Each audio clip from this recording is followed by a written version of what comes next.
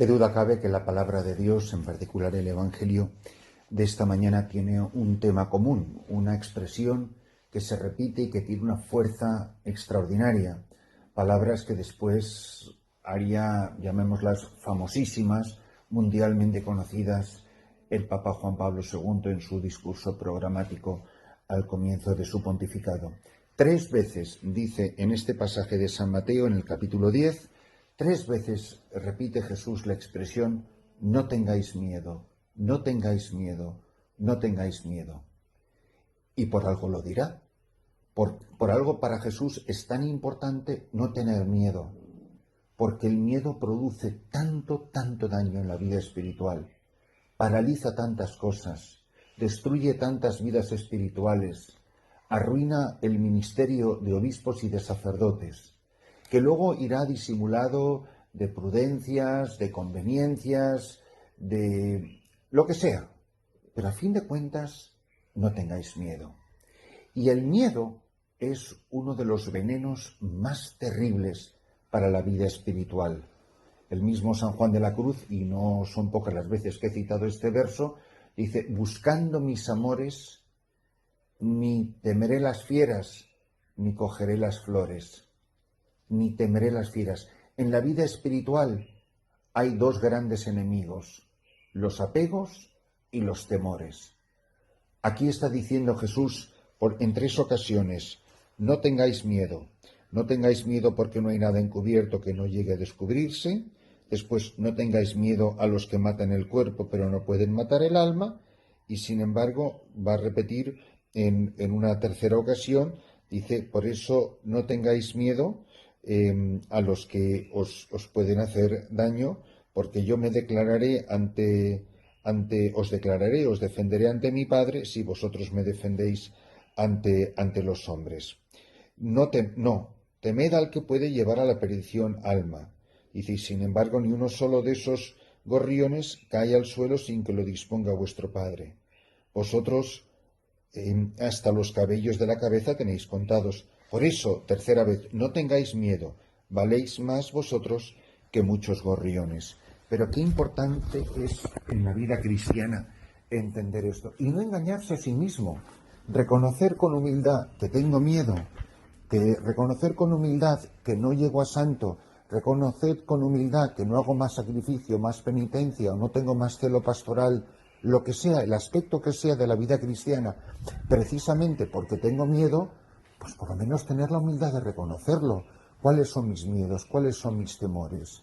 Y no hay persona tan rica o tan aparentemente fuerte o lo que sea que no tenga sus propios miedos y sus propios temores.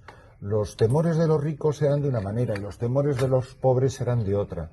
Pero unos y otros, todos tenemos nuestros miedos, todos tenemos nuestras dificultades para la vida cristiana.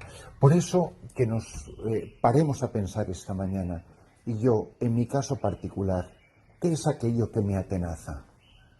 Y dicho al contrario, ¿por qué no soy más valiente? ¿Por qué no tengo más coraje? ¿Por qué no me enfrento a las dificultades o a los peligros con más gallardía, con más hombría, consciente de lo que dice Jesús? Pero mirad los gorriones, y ni uno solo cae al suelo sin que el Padre lo disponga.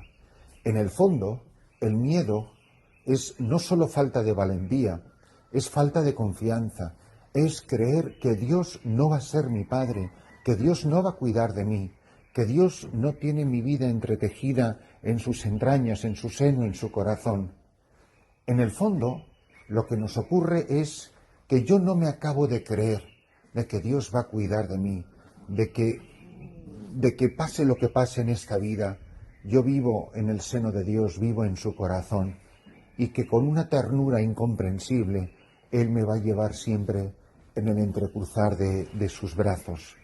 Por eso, si ayer nos decía que nos mandaba como ovejas en medio de lobos, hoy nos va a decir: si no tengáis miedo a nada, no tengáis miedo a la vida, no tengáis miedo a qué pasará mañana. ¿Por qué? Porque yo estoy con vosotros todos los días hasta el fin del mundo, porque vosotros sois lo más precioso, lo más querido de mi corazón. Y creerme de verdad que Dios me ama así, creerme de verdad que yo vivo en el seno del Padre, Creedme de verdad que todo el destino de la historia, de todos los acontecimientos del mundo, que están todos en las manos de Dios, y que pase lo que pase, nada podrá separarme de su amor, nada podrá separarme de su bondad. La palabra de Dios de esta mañana, además, es una expresión que no podemos dejar pasar por alto. La palabra de Dios no habla ni del Padre ni de mi Padre.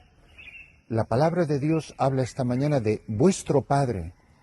Es decir, hay una insistencia particular de Jesús, no solamente en proclamar que Dios es Padre suyo o que Dios es Padre nuestro, no, que mi Padre es tu Padre, que es vuestro Padre, que os ama como un verdadero Padre y cuida de vosotros como un verdadero Padre, que la historia de vuestras vidas, que nadie puede, además lo dice literalmente, que ni un cabello de vuestra cabeza cae sin que el Padre lo sepa, sin que el Padre lo vea, sin que el Padre está pendiente.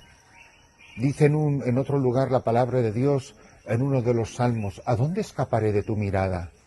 Si quisiera escapar de la mirada de Dios, ¿dónde podría ir? Si bajo al abismo, allí te encuentro.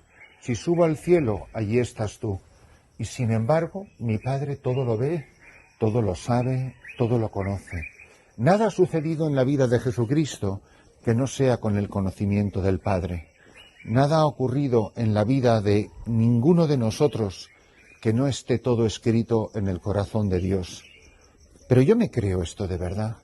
O en el fondo me siento solo, me siento abandonado. En el fondo no me acabo de creer que Él va a cuidar de mí, que Él está pendiente de mí, que yo soy importante para Dios, que no importa cuántos seamos, no importa que Dios tenga un discurso diferente con cada persona que se comunica con Él, que yo existo en este mundo como si fuera único e irrepetible, porque lo soy a sus ojos, y porque nada me puede separar de su amor. ¿Quién nos separará del amor de Cristo? ¿Cuántas veces, cuántas cosas buenas se han dejado de hacer en la Iglesia porque no acabamos de creer en su amor, porque no acabamos de confiar en Dios, porque nos dejamos llevar por el miedo? Y sin embargo somos tan orgullosos, tan soberbios, que somos incapaces de decir, tengo miedo. A lo mejor el tengo miedo va disimulado diciendo, es que yo creo que Dios no me pide eso. O sí, o a lo mejor sí te lo está pidiendo. Lo que pasa es que tú tienes miedo, o yo tengo miedo.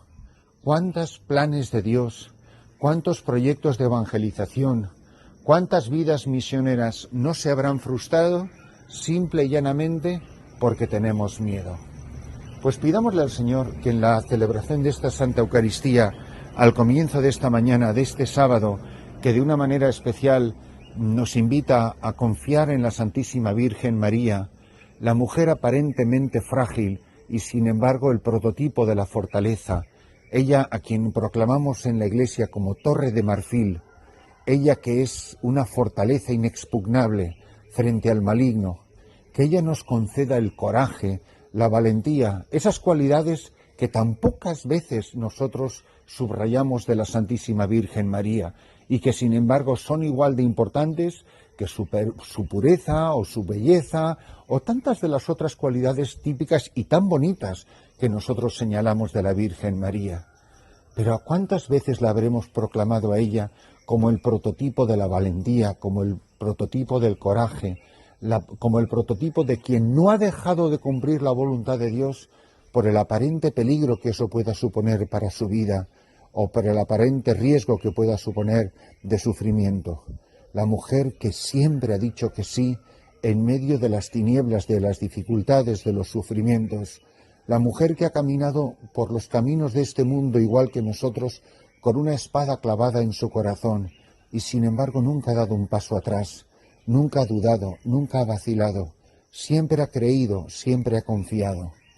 Que el Señor nos conceda descubrir nuestros miedos, que el Señor nos conceda esta mañana escuchar por 3 veces a Jesús decirnos a nosotros, decir a su Iglesia, no tengas miedo, no tengas miedo, no tengas miedo.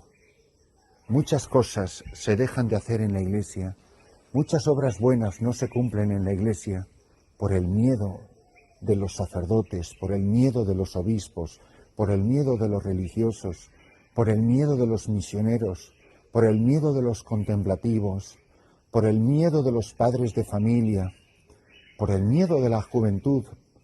Tanto miedo hay en la Iglesia, una Iglesia que tantas veces llama al Papa autorreferencial, es decir, que se está mirando el ombligo lisa y llanamente y que está simplemente viviendo para preservar su propia vida, para protegerse a sí mismo.